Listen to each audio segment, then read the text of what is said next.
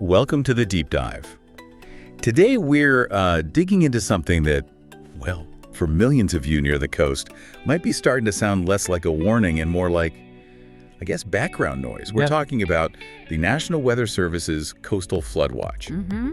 Now, this isn't the full-on siren for a hurricane bearing down. It's more like the early signal, the probabilistic nod that, conditions are looking right for some significant disruptive coastal flooding. It's the warning before the warning. That's right. But the IA lab, the folks crunching all this data, they've posed this really striking question.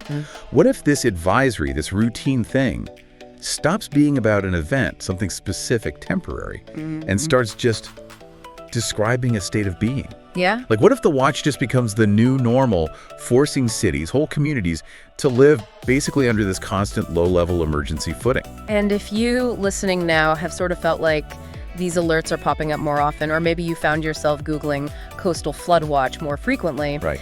you're already picking up on what the data streams are showing. We call it a kind of digital panic. It's this real-time transition we're seeing. And that's what this deep dive is about, really, decoding that shift. Moving away from just reacting to specific weather events and starting to grapple with, well, climate certainty. Okay, let's unpack that. But first, we really need to nail down the basics, because the difference between these alerts is crucial. Yeah. So what exactly is a coastal flood watch? And how does it differ from, say, a warning? It all comes down to time, really. A watch means be aware. Flooding is possible, usually looking out, say, 24 to 48 hours. It's based on the models, the probabilities. Okay. Possible. A warning, though, that means take action. Now, flooding is imminent or it's already happening. So the watch is fundamentally about giving people lead time, preparation time. Got it. Lead time, and the warning is go time. Exactly. The warning is crisis response kicking in. So what pulls the trigger on that earlier alert, the watch? It's clearly more complicated than just predicting rain or wind, right? What are the key factors? Oh, it's a major convergence. And it's calculated using these incredibly sophisticated AI models that process just billions of data points. Billions, wow. Yeah. So you've got the things you'd expect, an approaching storm system like a nor'easter, maybe a hurricane track.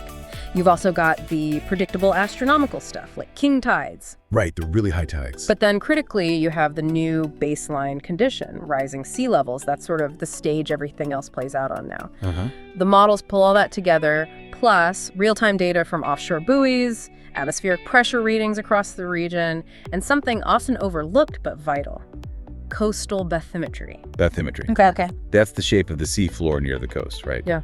Why is that so important for predicting a watch? Because it dictates how water behaves as it approaches land. Yeah. Think of it like this.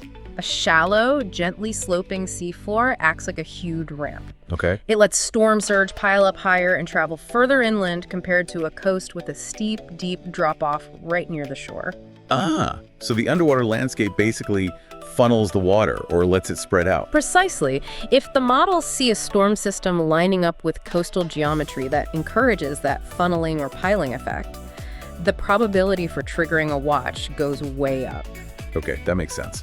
And let's touch on storm surge itself for a second, because we often hear wind pushing water, but there's more to it, isn't there? Some physics involved. There absolutely is. The wind is a huge driver, no doubt. But it's also about pressure. When you have an intense low-pressure system like the eye of a hurricane, the atmospheric pressure pushing down on the ocean surface significantly decreases right underneath it. Less pressure pushing down means the water surface can actually bulge upwards. Seriously, the sea level literally rises because the air pressure drops. Yes, just based on hydrodynamics. The water column isn't being pressed as much. This bulge, maybe a foot, sometimes more, gets added to the wind-driven surge. That combination creates this dangerous wall of water moving towards the shore. Like a giant straw sucking the ocean up almost. That's a pretty good analogy, yeah. Original scale straw effect. Okay, this is where I think the conversation shifts dramatically. We move from thinking about those massive named storms, Katrina, Sandy, the ones we remember, to something maybe more insidious. Let's talk about this chronic inundation. Chronic inundation, it's the shift from managing occasional crises to dealing with sustained, almost mundane inconvenience that just adds up. Mundane flooding. Well, nuisance flooding is the term often used. It's the day-to-day stuff that's rapidly becoming routine in certain places. You look at Annapolis, Maryland, parts of coastal Georgia, South Florida. They're already living this. Oh, so. It's not the huge surge from a hurricane. It's just a regular high tide, maybe combined with a pretty normal onshore breeze, pushing enough water to flood streets, back up storm drains, seep into basements. It's not dramatic, but it's relentless. That relentlessness, even if subtle, sounds like it could mask a really profound change.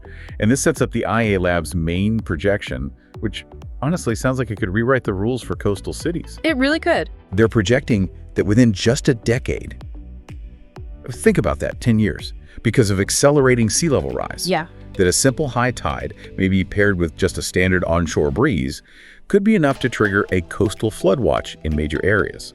Think Miami. Think low-lying parts of lower Manhattan. And that is the threshold moment we were talking about. Right. The watch stops signaling a specific weather event approaching. It just becomes confirmation of a new climate baseline. The warning is basically always on to some degree. Wow. And that perpetual low-grade threat, it sets off this cascade of failures, what we call the domino effect.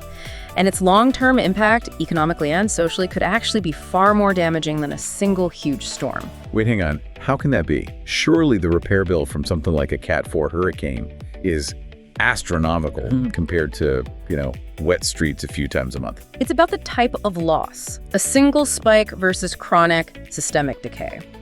The IA Lab's data doesn't just look at repair costs. It models things like supply chain disruption and business continuity. So yes, a Katrina might cost $125 billion in immediate damage. That's immense.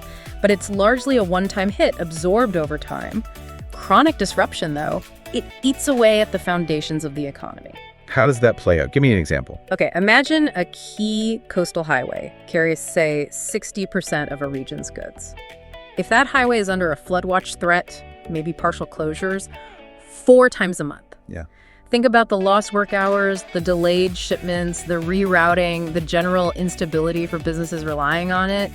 Over a decade, the cumulative economic drag from that constant friction can actually surpass the cost of rebuilding after one big disaster. Huh.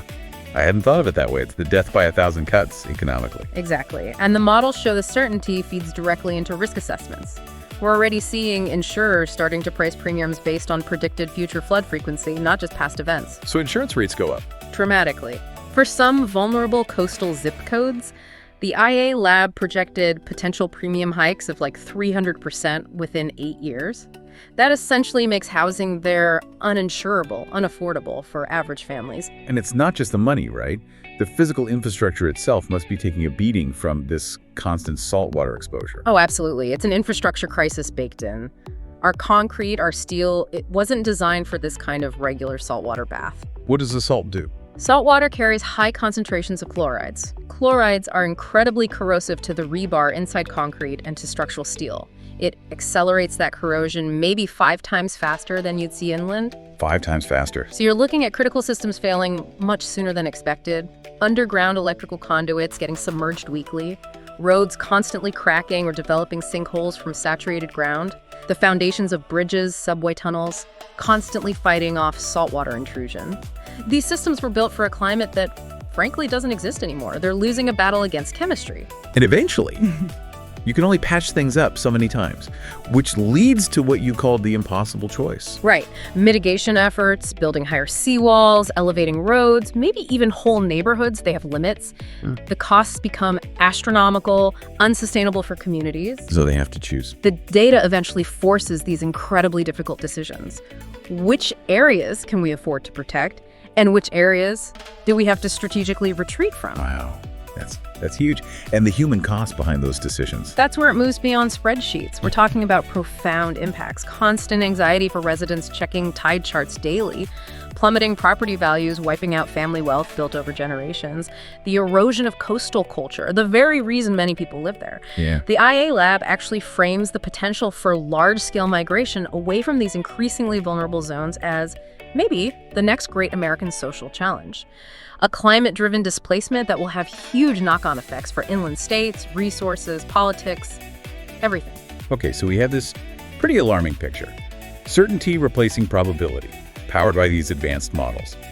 But if the watch is becoming this confirmation of a chronic condition, it also has to be a permanent call to action, right?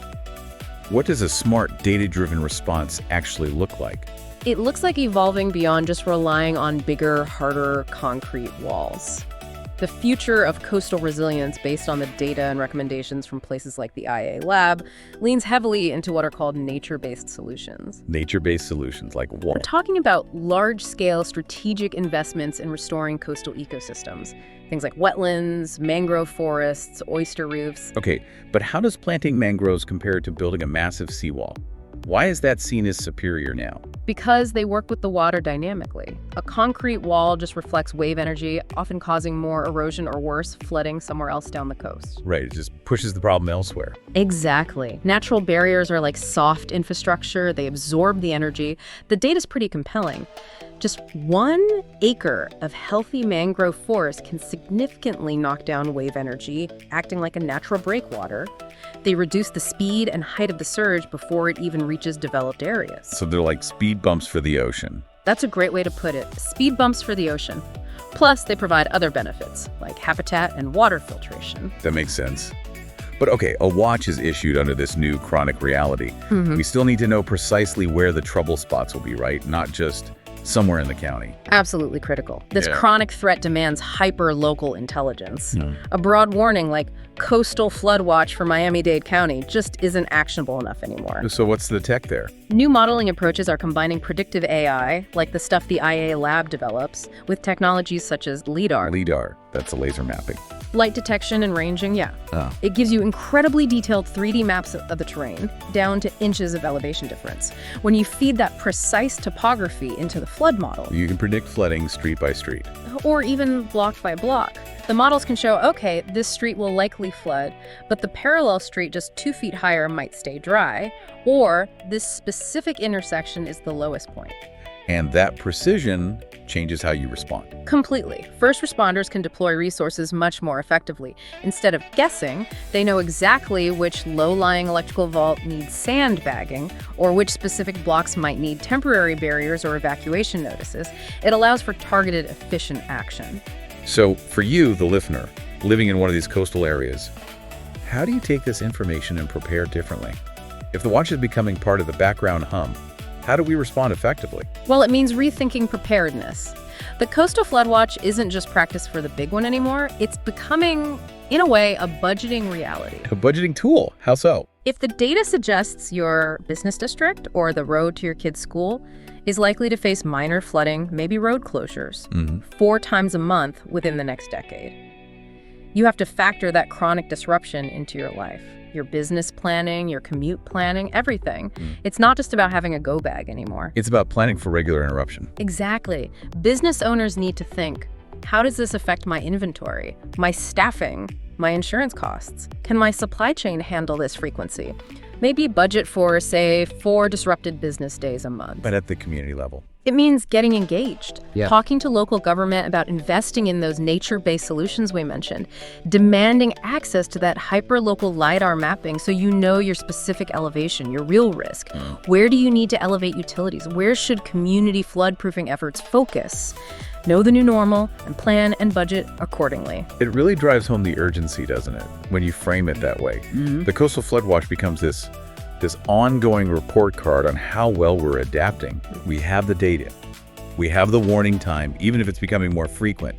And the models are crystal clear that the climate baseline is shifting. The choice isn't really about predicting the weather anymore. It's about making strategic decisions based on the known trajectory. The data is there, the predictions are getting sharper, and that shift from occasional event to chronic certainty is happening now.